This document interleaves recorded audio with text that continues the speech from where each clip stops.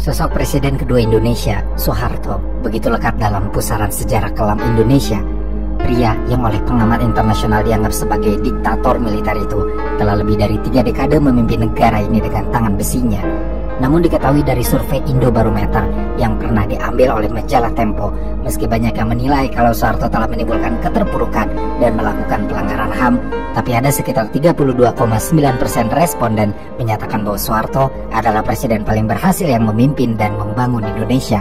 Hari ini di tengah perdebatan sengit tentang citra Soeharto, kita akan melihat kiprahnya untuk menilai sendiri apakah Soeharto lebih pantas disebut sebagai arsitek pembangunan yang membawa Indonesia ke era kemakmuran, atau justru lebih pantas disebut sebagai seorang diktator yang menindas rakyatnya. Di video kali ini, mari kita memahami Soeharto.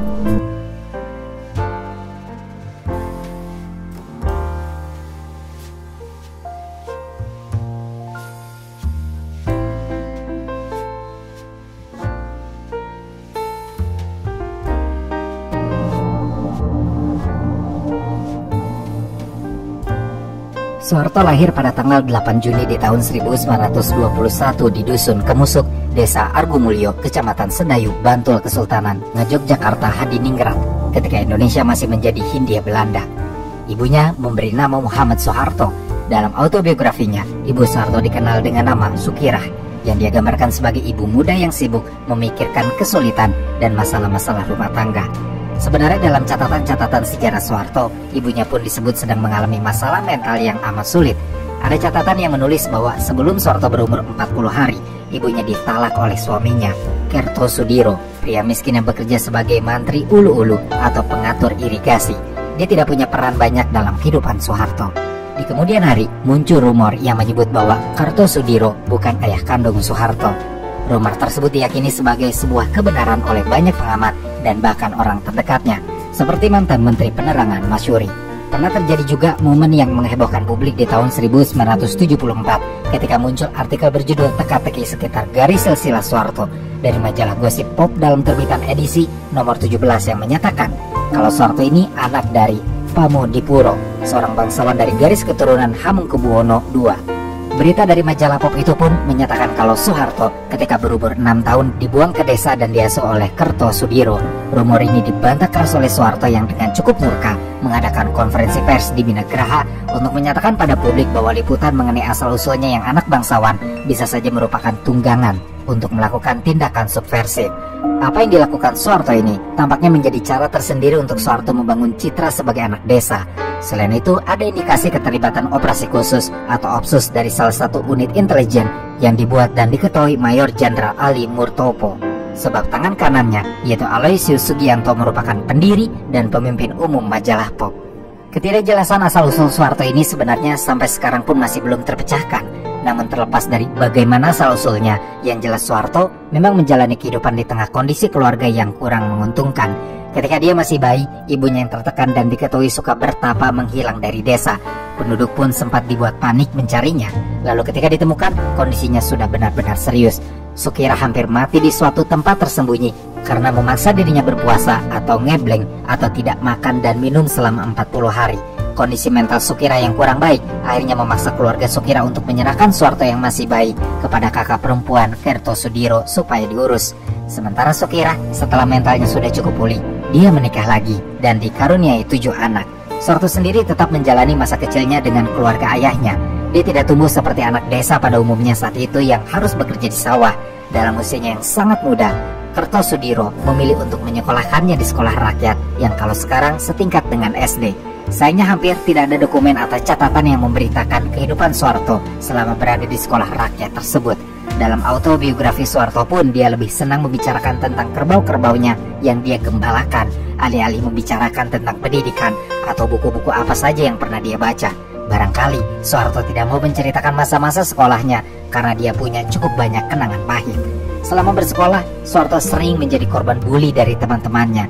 Dia sering mendapat ejekan, salah satunya adalah Den Bagus Tai Mabul. Sebutan Den Bagus ini dipakai karena saat itu buyut yang mengasuh Soeharto memang punya hubungan dengan keraton, sedangkan Tahil Mabul artinya tai kering. Sebutan Den Bagus yang bagi Soeharto kurang tepat untuknya terasa seperti ejekan. Hubungan dengan teman-teman sekolahnya inilah yang membuat Soeharto kemudian menjadi pendiam dan tertutup. Masalahnya pun tidak datang dari teman-temannya. Kepribadian yang tertutup itu dipengaruhi juga oleh hubungan Soeharto dengan buyutnya, Mbah Noto Sudiro, yang memperlakukan Soeharto berbeda dari saudara-saudaranya yang lain. Pernah suatu kali ketika saudara-saudaranya dibelikan baju oleh buyutnya, Soeharto adalah satu-satunya yang tidak dibelikan. Kejadian-kejadian pahit di masa kecilnya inilah yang membuat Soeharto bertekad keras untuk menjadi orang yang sukses, kaya, dan berkedudukan tinggi di masa depan. Ketika Soeharto sudah lebih besar, dia pindah untuk tinggal bersama kakek dari ibunya, Mbah Atmo Sudiro. Memang, sebenarnya Soeharto ini sering berpindah tempat tinggal dan sekolah. Terakhir, dia dipindahkan oleh Kertosudiro ke Wuryantoro Wonogiri dan dititipkan di rumah bibinya yang menikah dengan seorang mantri tani bernama Prawiro Wiharjo. Selama tinggal dengan paman dan bibinya inilah, Soeharto baru merasa diterima di tengah keluarga yang hangat. Prawiro Wiharjo menerimanya dan memperlakukannya seperti putranya sendiri, bahkan memperkenalkannya sebagai putra tertua dalam keluarganya. Dia yang menyekolahkan Soeharto dan memberikan pendidikan agama yang cukup kuat. Soeharto pun menjadi sangat tekun dalam semua pelajaran, terutama berhitung. Sepulang sekolah bersama teman-temannya, Soeharto akan belajar mengaji di langgar. Kadang dia belajar mengaji sampai semalam suntuk. Kedekatan Soeharto dengan pamannya yang mantri tani itu pun ternyata menumbuhkan kegemaran bertani dalam diri Soeharto. Dia mendapat bimbingan dari pamannya hingga menjadi paham dan menekuni bidang pertanian. Masa-masa selama berada di Wuryantoro membuatnya sangat sibuk, sebab selain melakukan kegiatan sekolah, mengaji dan mempelajari pertanian, Soeharto pun aktif di Kepanduan Hizbul Wathan, organisasi otonom di lingkungan Persyarikatan Muhammadiyah, di mana dia mulai mengenal para pahlawan seperti Raden Ajeng Kartini dan Pangeran Diponegoro dari koran yang sampai ke desa. Setelah Soeharto tamat sekolah rendah, dia disekolahkan lagi oleh orang tuanya untuk melanjutkan ke sekolah lanjutan rendah di Wonogiri. Begitu usianya mencapai 14 tahun, Kertosudiro mengirimnya untuk tinggal di rumah Harjo Wijono, teman Kertosudiro yang merupakan pensiunan pegawai kereta api dan merupakan pengikut setia Kiai Darjatmo, tokoh agama terkemuka di Wonogiri saat itu.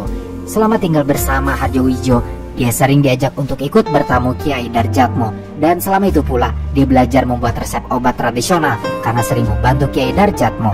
Di tahun 1935, Soeharto akhirnya kembali ke kampung kelahirannya dan melanjutkan sekolah ke SMP Muhammadiyah di Yogyakarta. Itu sekolah yang dia pilih sendiri karena siswanya boleh memakai sarung dan bahkan diizinkan tidak memakai alas kaki atau sepatu selama bersekolah. Di sekolah ini, Soeharto hanya memiliki satu sahabat karib, yaitu Sulardi, adik sepupunya putra Prawiro Wiharjo, dan dia pernah menjadi teman sekelas dari Raden Ayu Siti Hartinah yang kelak menjadi istri Soeharto. Berkat Sulardi yang selalu setia menemaninya, Soeharto jadi punya teman bermain dan berpetualang seperti anak desa pada umumnya. Kehidupannya sudah lebih menyenangkan, namun setamat SMP di tahun 1938, Soeharto tidak bisa melanjutkan pendidikannya ke sekolah yang lebih tinggi lantaran kondisi ekonomi keluarganya tidak mampu untuk membiayainya. Soeharto berusaha mencari pekerjaan. Dia kembali ke rumah Prawiro Wiharjo dan setelah sekian lama menganggur, akhirnya mendapat pekerjaan pertamanya sebagai pembantu klerek atau asisten pegawai di bank desa. Dia bekerja dengan mengikuti sang klerek berkeliling kampung menggunakan sepeda dan pakaian Jawa lengkap seperti kain belangkon serta baju beskap. Sayangnya karir sebagai pembantu klerek ini harus berakhir ketika secara tidak sengaja dia membuat kain belangkonnya robek saat turun dari sepeda yang sudah reot karena tersangkut. Itu adalah satu-satunya kain yang bisa dipakainya bekerja. Soeharto pun dicela oleh si klerek dan kemudian dimarahi sang bibi.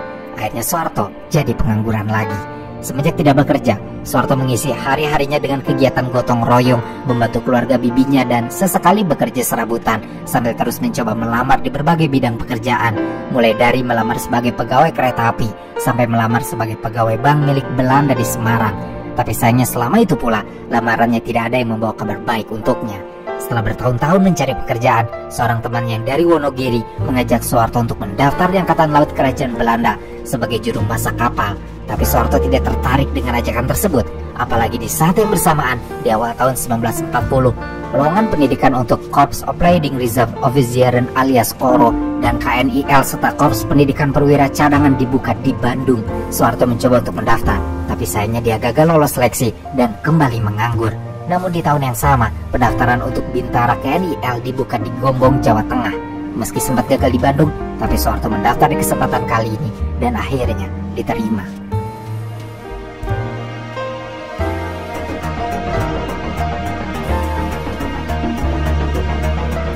Dalam dokumen dan catatan-catatan yang ada, diketahui kalau Soeharto setelah mendaftar untuk menjadi Bintara KNIL, dia resmi menjadi siswa di sekolah militer yang ada di Gombong.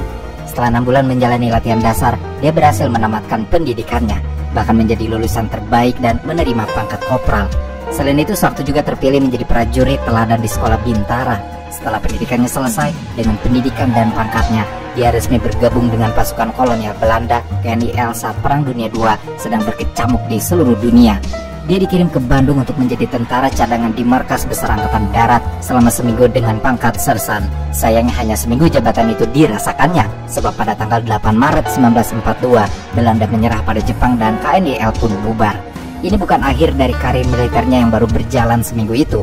Justru dari sinilah perjalanan menuju suksesnya sebagai Presiden Indonesia yang kedua dimulai. Soeharto sempat kembali ke rumah bibinya di Wuryantoro dan kembali menganggur. Selama masa-masa kosong dari pekerjaan, Soeharto sempat terkena penyakit malaria yang menyebabkan dirinya harus dirawat lama di rumah sakit. Begitu pula dia meminta pamannya untuk mencarikan pekerjaan karena Soeharto sudah tidak punya uang dan tidak enak jika menumpang tanpa memberikan apapun pada bibinya. Namun pamannya yang hanya mantri tani tidak bisa memberikan pekerjaan yang lebih menjanjikan. Selain mendampingi dan mempersiapkan keperluan pekerjaan Rawi Harjo sebagai penyuluh pertanian, Soeharto memandangnya sebagai hal lain. Baginya, ini adalah kesempatan untuk mempelajari ilmu pertanian lebih dalam dari pamannya, jadi dia menerima tawaran tersebut. Masalahnya ternyata, pekerjaan ini membuatnya bosan, sehingga akhirnya Soeharto mencoba mendaftar jadi Kaibuho untuk polisi Jepang di bulan November 1942. Walaupun sebenarnya dia takut sekali kalau identitasnya sebagai bekas tentara KNIL akan diketahui, tapi dia tetap nekat mendaftar dan diterima. Tentu, selama menjadi Kaibuho pun Soeharto terus berhati-hati supaya identitasnya sebagai bekas tentara Belanda tidak ketahuan. Dia cerdik menutupinya. Soeharto pun lulus dari pendidikan polisi dan menjadi salah satu lulusan terbaik. Tidak heran kalau dia bisa menjadi lulusan terbaik. Dia sudah berpengalaman sebagai tentara KNIL dan pernah mengikuti pendidikan Bintara di KNIL, yang bahkan saat itu sudah membuatnya menjadi lulusan terbaik pula. Keberadaan Soeharto di Kaibuho pun sebenarnya tidak lama, karena atasannya kemudian menyarankan supaya Soeharto mendaftar menjadi PETA atau Tentara Pembela Tanah Air, pasukan militer yang disponsori Jepang. Soeharto pun akhirnya pindah ke PETA dan menjalani masa percobaan dengan mengisi posisi perwira magang yang membantu letnan berdinas di Karanganyar, Kebumen. Setelah dianggap layak untuk menjadi bagian dari PETA, dia dikirim untuk mengikuti pendidikan militer lanjutan di Bogor, Jawa Barat. Soeharto lalu diangkat menjadi Kundanco alias Komandan Kompi. Di asramanya yang ada di Bogor, Soeharto sempat tinggal bersama Singgih, putra dari Panji Singgih yang merupakan teman seperjuangan Soekarno. Setelahnya Soeharto pun berpindah-pindah penugasan. Dia pernah dikirim ke Saibu yang menjadi markas besar PETA di Solo, lalu dimutasi ke kaki Gunung Wilis di desa Brebek Selatan, Madiun untuk melatih prajurit PETA. Ketika Indonesia memproklamirkan kemerdekaan di tanggal 17 Agustus 1945, beberapa bulan kemudian, tepatnya di tanggal 5 Oktober 1945, Soeharto yang sebelumnya menjadi anggota PETA, berkat reputasi dan pengalamannya, akhirnya resmi diangkat menjadi anggota TNI. Awalnya dia masuk dengan pangkat letnan, tapi kinerjanya di PETA membuat Soeharto dengan cepat ditunjuk sebagai komandan batalion dengan pangkat mayor. Pangkatnya pun cepat naik menjadi komandan resimen yang berpangkat letnan kolonel atau overs di tahun 1946. Setelah perang kemerdekaan berakhir, Soeharto menjabat sebagai komandan Brigade Garuda Mataram masih dengan pangkat letnan kolonel. Dalam catatan sejarah, Soeharto diketahui memimpin Brigade Garuda Mataram dalam operasi penumpasan pemberontakan Andi Aziz di Sulawesi. Setelah operasi ini, Soeharto ditunjuk sebagai komandan APRIS atau Angkatan Perang Republik Indonesia Serikat untuk sektor Kota Makassar yang bertugas mengamankan kota dari gangguan bekas tentara KNIL atau KL. Di tanggal 1 Maret 1949, Soeharto diketahui ikut serta dalam serangan umum yang berhasil menduduki kota Yogyakarta selama 6 jam.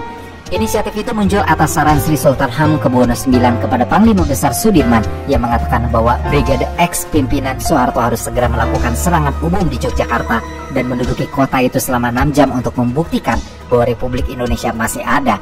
Di usianya yang sekitar 32 tahun, pada tanggal 1 Maret 1953, Soeharto dipindah tugaskan ke markas divisi dan diangkat menjadi komandan Resimen Infanteri 15, masih dengan pangkat letnan kolonel. 3 tahun berselang, di tanggal 3 Juni 1956, Soeharto pun diangkat menjadi Kepala Staf Panglima Tentara dan Teritorium 4 atau Diponegoro yang berlokasi di Semarang. Dari Kepala Staf, lalu dengan cepat diangkat kembali sebagai Panglima Tentara dan di tanggal 1 Januari 1957, pangkatnya naik menjadi Kolonel. Dengan pangkat ini, lembaran hitam mulai mewarnai karir militer Soeharto yang pada tanggal 17 Oktober 1959 dipecat oleh Jenderal Nasution sebagai Pangdam Diponegoro karena Soeharto menggunakan institusi militer yang dipimpinnya untuk meminta uang dari perusahaan-perusahaan di Jawa Tengah. Kasus ini pun sebenarnya hampir dibawa ke pengadilan militer oleh Kolonel Ahmad Yani, tapi atas saran Jenderal Gatot Subroto, akhirnya Soeharto dibebaskan dan dipindahkan ke sekolah staf Seskot, lalu diminta mengikuti kursus C Sekolah Staf dan Komando Angkatan Darat yang ada di Bandung. Saran ini dilakukan karena Jenderal Gatot Subroto melihat Soeharto masih memiliki keterbatasan pengetahuan di bidang akademis. Di awal tahun 1960, kembali ke militer dengan pendidikan yang lebih matang. Soeharto naik pangkat menjadi Brigadir Jenderal dan akhirnya dia punya bintang di pundaknya. Saat itu dengan pangkat barunya, Soeharto sempat diremehkan karena banyak sekali orang yang meragukan kualitas intelektualnya untuk menjadi jenderal. Namun, ada beberapa orang yang mendukung Soeharto dan percaya pada kemampuannya karena melihat dia sangat handal sebagai perwira lapangan selama masa perjuangan. Menurut mereka yang mendukungnya, Soeharto ini punya kekuatan, kecerdikan, intuisi, kemampuan memimpin, kecerdasan emosi, hingga sangat jeli dalam melihat kesempatan yang membuatnya pantas dengan pangkat jenderal meskipun tidak pernah mengenyam pendidikan formal atau informal yang memadai, apalagi kursus militer di luar negeri. Salah satu orang yang mendukungnya saat itu adalah Jenderal Gatot Subroto yang tidak hanya berperan menghindarkan Soeharto dari pengadilan militer, tapi juga membuatnya diangkat sebagai Deputi 1 Kepala Staf Angkatan Darat. Karirnya di militer makin gemilang. Setelah bertahun-tahun mengalami kenaikan pangkat yang signifikan di Angkatan Darat, lalu dikirim ke beberapa negara sebagai atase militer RI, dia naik pangkat sebagai Mayor Jenderal di tahun 1962 dan menjadi Panglima Komando Mandala Pembebasan Irian Barat, serta merangkap sebagai Deputi Wilayah Indonesia Timur di Makassar. Sepulangnya Soeharto dari kawasan Indonesia Timur, dia sempat ditarik ke markas besar ABRI oleh Jenderal Abdul Haris Nasution. Di tahun 1963, Soeharto dilantik menjadi Menteri Panglima Angkatan Darat dan berperan membubarkan Partai Komunis Indonesia alias PKI serta ormas-ormasnya. Soeharto pula yang membentuk Komando Operasi Pemulihan Keamanan dan Ketertiban atau Kopkamtib untuk mengimbangi G30S PKI yang pecah pada tanggal 1 Oktober 1965. 2 hari kemudian, Soeharto diangkat sebagai Panglima Kopkamtib yang memberikannya wewenang besar untuk melakukan pembersihan terhadap orang-orang yang dituduh sebagai pelaku G30S PKI.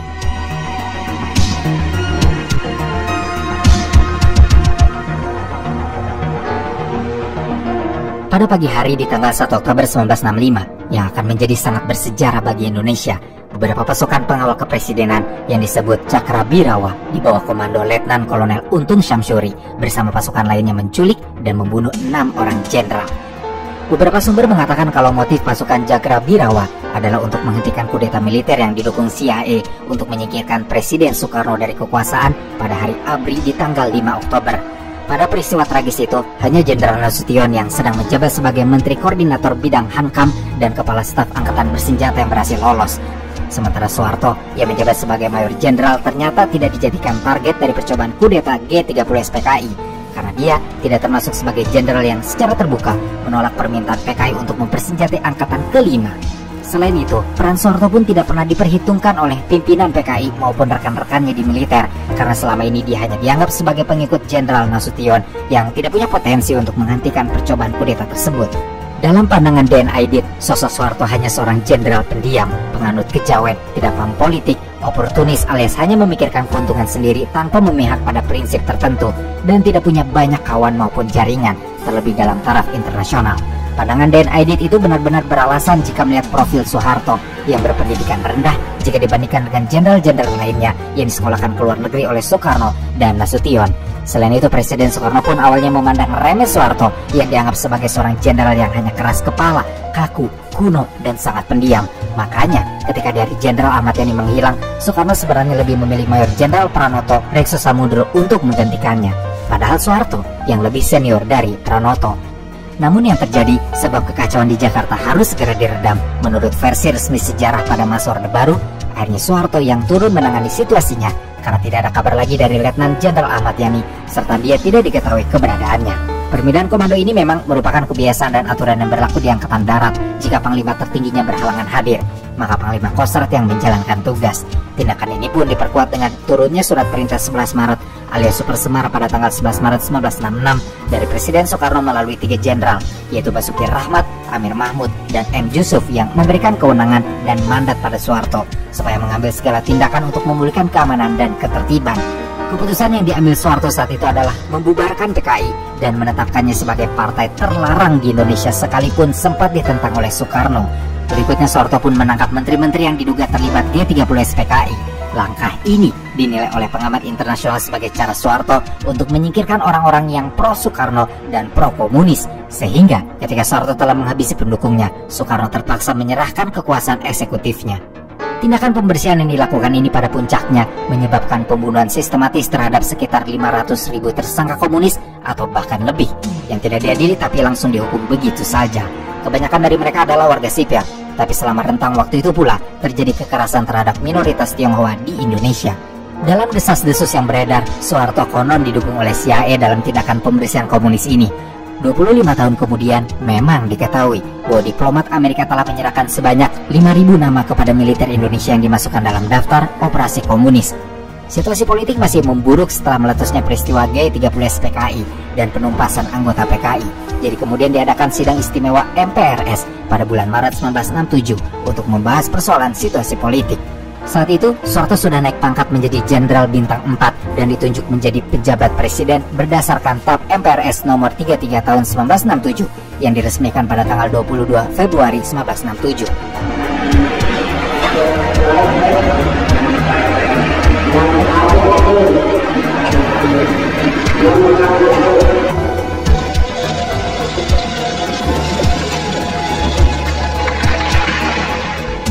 Selain itu, selaku pemegang ketetapan MPRS nomor 30 tahun 1967, Soeharto kemudian menerima penyerahan kekuasaan pemerintahan dari Presiden Soekarno dan melalui sidang istimewa MPRS berikutnya yang dilaksanakan pada tanggal 7 Maret 1967, Soeharto ditunjuk sebagai pejabat presiden sampai terpilihnya presiden baru oleh MPR dari hasil pemilihan umum. Soeharto resmi ditetapkan sebagai pejabat presiden setelah pertanggungjawaban Presiden Soekarno dalam pidato nawaksalanya ditolak oleh MPRS. Dengan jabatan tersebut, Soeharto pelan-pelan secara bertahap mengkonsolidasikan kekuasaannya dan membatasi peran Presiden Soekarno. Konsolidasi yang dilakukan Soeharto pun membuatnya berhasil mengontrol partai politik dan memastikan kemenangannya dalam pemilihan presiden. Langkahnya ini menjadikan Soeharto mendapat legitimasi politik yang kuat dan dengan mudah memenangkan pemilu sehingga Soeharto naik ke tampuk kekuasaan sebagai presiden setelah merangkap sebagai Menteri Pertahanan dan Keamanan sesuai sidang umum MPRS pada tanggal 27 Maret 1968. Akan memenuhi kewajiban Presiden Republik Indonesia dengan sebaik-baiknya.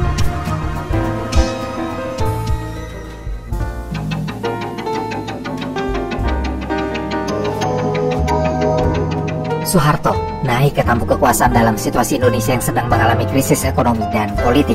Selama memegang jabatan tinggi ini, diketahui kalau Soeharto didukung oleh Amerika Serikat sehingga dia bisa menstabilkan kondisi negara, menekan inflasi, dan menarik investasi asing. Dia juga membentuk susunan kabinetnya yang dia namai Kabinet Pembangunan 1 dengan rencana pembangunan 5 tahun. Di tanggal 15 Juni 1968, Presiden Soeharto membentuk tim ahli ekonomi presiden dengan mengangkat para teknokrat berlatar belakang pendidikan barat dan berpandangan liberal, terutama dari Universitas Berkeley yang kemudian dikenal sebagai Mafia Berkeley. Kebijakan ekonomi yang diterapkan Soeharto saat itu memang berorientasi pada pertumbuhan yang menyebabkan masa kepemimpinannya disebut sebagai Orde Baru, karena kemudian Indonesia benar-benar dibawa menuju swasembada pangan dan mengalami pertumbuhan ekonomi yang pesat. Pemerintahnya mengadopsi model pembangunan ekonomi yang berorientasi pada pasar. Kebijakan ini didukung oleh bantuan keuangan dari negara-negara donor yang tergabung dalam IGGI yang disponsori pemerintah Belanda. Swasembada beras pada tahun 1984 menjadi salah satu pencapaian ekonomi yang membanggakan. Indonesia bahkan sempat digolongkan sebagai negara yang hampir mencapai status negara industri baru. Namun, model pertumbuhan ekonomi yang terlalu bergantung pada investasi asing dan eksploitasi sumber daya alam juga menimbulkan sejumlah masalah. Ketimpangan ekonomi, sosial, dan politik semakin mencolok. Ketergantungan pada bantuan asing pun semakin meningkat setelah IGGI dibubarkan dan di momen yang sama krisis ekonomi sedang melanda Asia di akhir 1960-an. Selain itu, kebijakan ekonomi yang lebih menguntungkan segelintir kelompok elit juga memicu ketidakpuasan di kalangan masyarakat. Sayangnya, masyarakat pun dibatasi untuk melakukan protes. Soeharto punya kebijakan politik yang sangat otoriter dan membangun konsep dui fungsi ABRI yang menyebabkan angkatan bersenjata pun punya kendali politik. Selain itu, Soeharto telah melakukan penyederhanaan sistem partai politik dengan hanya membiarkan 3 partai besar, yaitu Golkar, PPP, dan PDI. Langkahnya dalam menggabungkan partai-partai politik ini membuat kekuatannya menjadi cukup terpusat hanya pada dirinya. Tidak heran jika dengan strategi pengusatan ini membuatnya kembali terpilih menjadi presiden untuk beberapa periode, meskipun sistem politiknya yang sentralistik dan didominasi oleh Partai Golkar dalam setiap pemilu memicu ketidakpuasan dan kritik. Akan tetapi, rezim Orde Barunya tetap berhasil mempertahankan stabilitas politik. Di usianya ke-55 tahun, Soeharto memasuki masa pensiun dari dinas militernya. Namun saat itu Soeharto sudah sampai di pucuk kekuasaan dan bahkan mulai memperlihatkan taringnya. Beberapa bulan setelah peristiwa Malari di tahun 1974, Soeharto membredel 12 surat kabar dan menangkap ratusan rakyat Indonesia, termasuk mahasiswa, untuk dipenjarakan. Pembredelan surat kabar terus berulang terjadi. Di tanggal 20 Januari 1978, Soeharto membredel kembali 7 surat kabar, yaitu Kompas, Sinar Harapan, Merdeka, Pelita, The Indonesian Times, Sinar Pagi, dan Pos Sore. Beberapa di antaranya kemudian meminta maaf pada Soeharto, tapi tindakan pembredelan itu masih akan terulang kembali. Bagian terburuknya untuk membungkam pers adalah dengan melahirkan UU Pokok Pers nomor 12 tahun 1982 yang mengisyaratkan adanya peringatan mengenai isi pemberitaan atau siaran. Di tahun yang sama, untuk menekan dan membatasi gerakan mahasiswa, Soeharto memperlakukan normalisasi kehidupan kampus alias NKK dan Badan Koordinasi Kemahasiswaan atau BKK.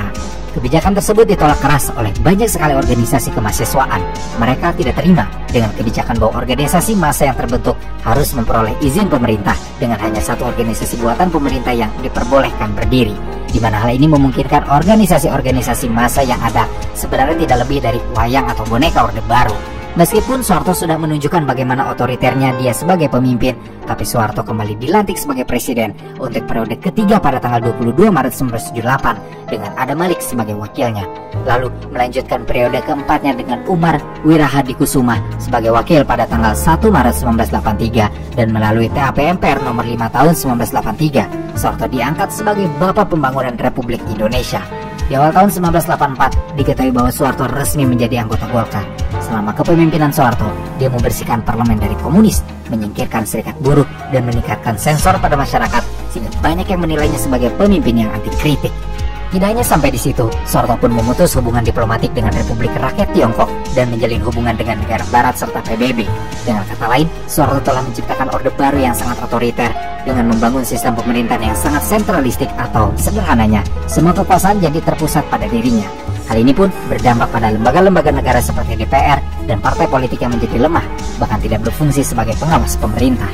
Selama Soeharto memimpin pula, dia meningkatkan dana militer dan mendirikan 2 badan intelijen baru, yaitu Komando Pemulihan Keamanan dan Ketertiban alias Kopkamtib dan Badan Koordinasi Intelijen Nasional alias Bakin. Berkat keputusan ini, ada sekitar 2 juta orang dieksekusi dalam pemeriksaan massal dan lebih dari 200 orang ditangkap hanya karena dicurigai sebagai orang yang terlibat dalam kudeta dan merupakan anggota komunis. Mereka yang tertangkap karena menjadi komunis, dituduh komunis, serta yang disebut musuh negara akhirnya dihukum mati. Hal ini masih tidak terlepas dari dukungan Amerika Serikat yang memberikan daftar tersangka komunis dan bantuan intelijen. Di bawah kepemimpinan Soeharto, memang benar Indonesia mengalami transformasi yang besar. Selain stabilitas ekonomi, Soeharto juga berhasil meningkatkan wibawa Indonesia di mata dunia internasional. Berbagai penghargaan bergengsi seperti UN Population Award diberikan kepada Soeharto atas keberhasilannya dalam bidang kependudukan dan keluarga berencana. Namun, di balik keberhasilan ekonomi, pemerintahan Soeharto juga terus-menerus diwarnai oleh otoritarianisme dan pelanggaran HAM. Soeharto menjadi salah satu pemimpin yang anti kritik. Dia tidak segan-segan membungkam, membredel, dan menghilangkan seseorang atau institusi yang memberikan kritik atas pemerintahannya. Partai-partai oposisi pun dilemahkan, sampai kemudian terjadi peristiwa berdarah, seperti peristiwa 27 Juli yang mencoreng catatan sejarah pemerintahan Soeharto. Hebatnya, Soeharto tetap berhasil mempertahankan kekuasaannya hingga beberapa periode dan memimpin Indonesia selama 32 tahun. Dia baru mencapai titik kehancurannya dengan dimulainya krisis ekonomi yang melanda Asia Tenggara pada tahun 1997. Dan krisis ini pun melanda Indonesia. Protes rakyat terus meluas dan terjadi kekacauan di mana-mana.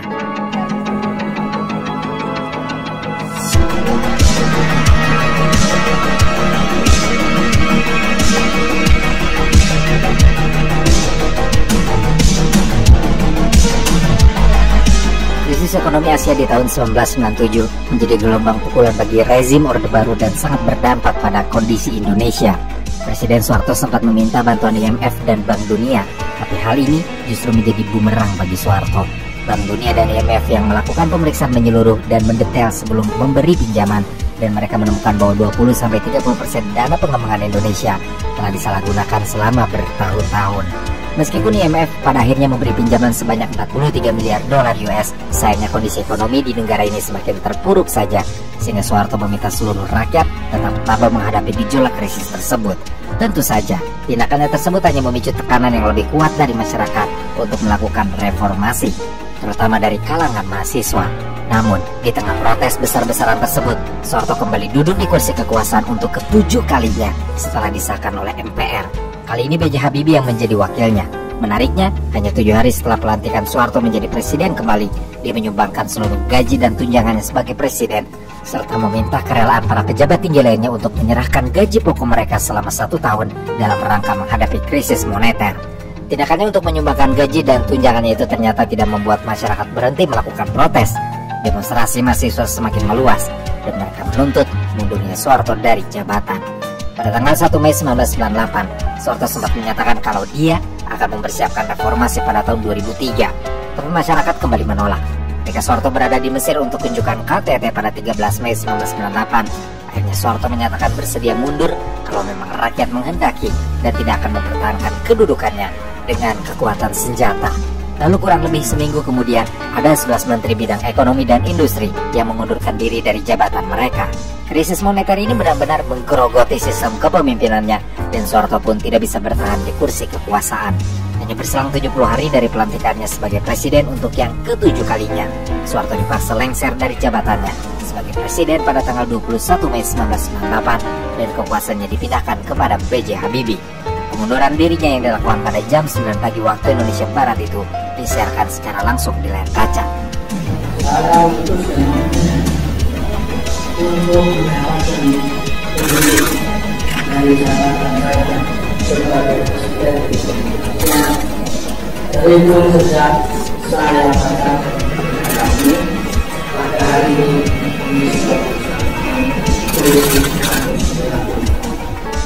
Sebelum lengsernya Soeharto, pada rentang waktu antara 12 hingga 20 Mei 1998, perjuangan bagi masyarakat terasa amat panjang.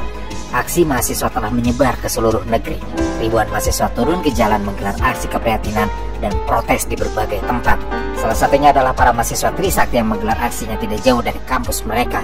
Peserta aksi mulai keluar dari halaman kampus dan memasuki jalan arteri serta berniat datang ke gedung MPR dan DPR. Tapi karena kerusuhan, pada tanggal 12 Mei 1998 sore, terdengar siaran berita bahwa ada 4 mahasiswa Trisakti yang meninggal dunia.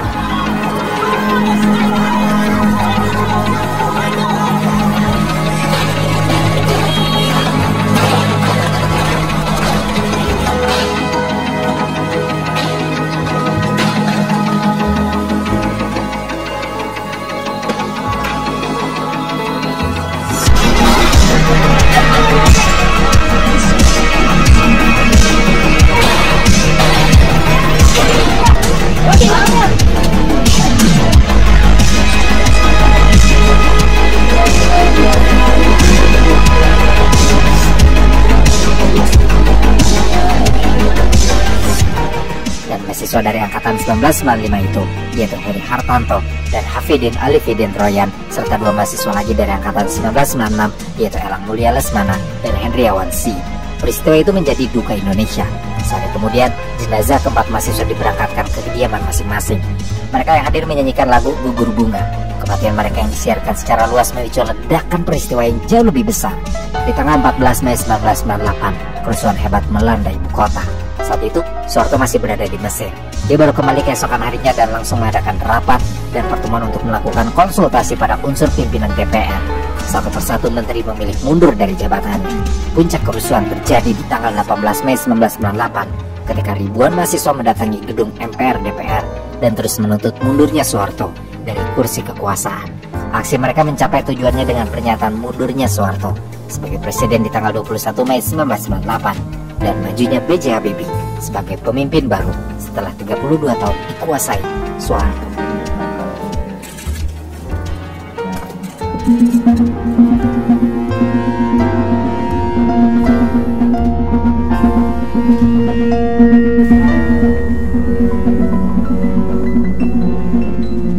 Setelah lengser dari kekuasaannya, Soeharto menghadapi tuntutan untuk bertanggung jawab atas dugaan korupsi dan penyalahgunaan kekuasaan selama masa pemerintahannya.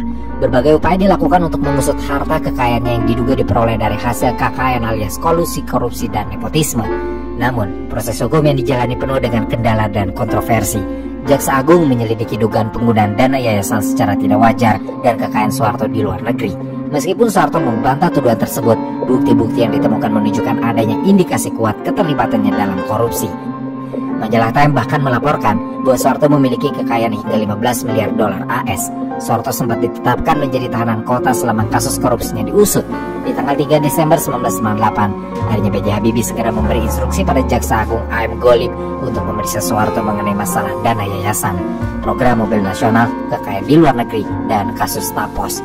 Masalahnya, situasi penyelidikan menjadi rumit setelah Soeharto mengajukan gugatan pencemaran nama baik terhadap majalah Time dengan tuntutan ganti rugi sekitar 27 miliar dolar AS dan memenangkannya di Mahkamah Agung, sehingga majalah Time diminta membayar ganti rugi material sebanyak 1 triliun rupiah kepada Soeharto.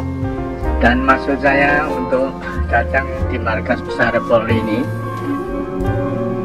karena itu saya nilai bahwa pemberitaan melewati majalah Time tersebut sudah merupakan suatu pemberitaan yang tidak benar, merupakan suatu tindakan yang melawan hukum, ialah merupakan penghinaan, bahkan pencemaran nama melewati tulisan. Di sisi lain, penyelidikan korupsi Soeharto masih berlanjut. Hasil penyelidikannya untuk kasus 7 yayasan yang dikelolanya saja menghasilkan berkas lebih dari 2.000 halaman yang berisi hasil pemeriksaan 134 saksi fakta, 9 saksi ahli, dan ratusan dokumen otentik yang disita tim dari Kejaksaan Agung.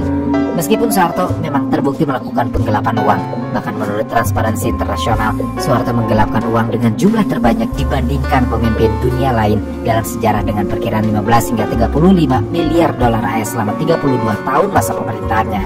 Tapi proses hukum terpaksa dihentikan. Salah satu alasannya adalah karena kondisi kesehatan Soeharto yang semakin menurun. Pada akhirnya, Kejaksaan Agung mengeluarkan surat keputusan penghentian penuntutan atas kasus dugaan korupsi yang dilakukan Soeharto. Sebenarnya selain masalah korupsinya, Soeharto juga dituntut untuk mempertanggungjawabkan berbagai kebijakan dan tindakannya, seperti kebijakan yang diskriminatif terhadap etnis Tionghoa, termasuk larangan penggunaan bahasa dan budaya Tionghoa di Indonesia. Bahkan saat itu agama Konghucu tidak diakui keberadaannya, lantaran kekhawatiran Soeharto bahwa orang-orang Tionghoa terhubung dengan komunis. Soeharto juga melarang protes pelajar setelah demonstrasi atas kasus dugaan korupsi meluas. Rakyat dicengkram ketakutan karena Soeharto memerintah melalui kontrol militer dan penyensoran media. Meskipun masyarakat menyadari kebobrokan pemerintahan Soeharto yang sudah jadi rahasia umum, salah satunya adalah persoalan kalau Soeharto menguasai sektor finansial dengan memberikan transaksi mudah dan monopoli kepada saudara-saudaranya, termasuk 6 anaknya. Tidak ada yang berani melakukan protes keras terhadap tindakan KKN ini lantaran takut dibredel, ditangkap, dihilangkan, dan dibunuh. Soeharto benar-benar menguasai negara. Bahkan partai politik dan kelompok militer dimainkan olehnya untuk melawan satu sama lain, hingga terjadi perpecahan di antara mereka dan memusatkan kekuatan hanya pada Soeharto sendiri, yang menyebabkan UU Pemilu berubah dengan hanya diizinkan 3 partai besar yang mengikuti pemilihan, termasuk partainya sendiri yaitu Golkar. Akhirnya, semua partai Islam yang ada harus digabungkan menjadi Partai Persatuan Pembangunan alias PPP. Sementara partai-partai non-Islam serta partai nasionalis tergabung menjadi Partai Demokrasi Indonesia alias PDI. Selain masalah tersebut, catatan pelanggaran HAM berat yang dilakukan Soeharto pun terus memburuk dari tahun ke tahun. Tidak hanya peristiwa Trisakti, tapi Soeharto pun bertanggung jawab atas peristiwa penembakan di Timur Timur setelah mendapat permintaan dan persetujuan dari Amerika Serikat dan Australia. Selain itu, upaya Soeharto untuk menyingkirkan Megawati Soekarno Putri dari kepemimpinan PDI pun akhirnya membuat kerusuhan pecah di Jakarta dan dikenal sebagai peristiwa Kuda Tuli atau kerusuhan 27 Juli.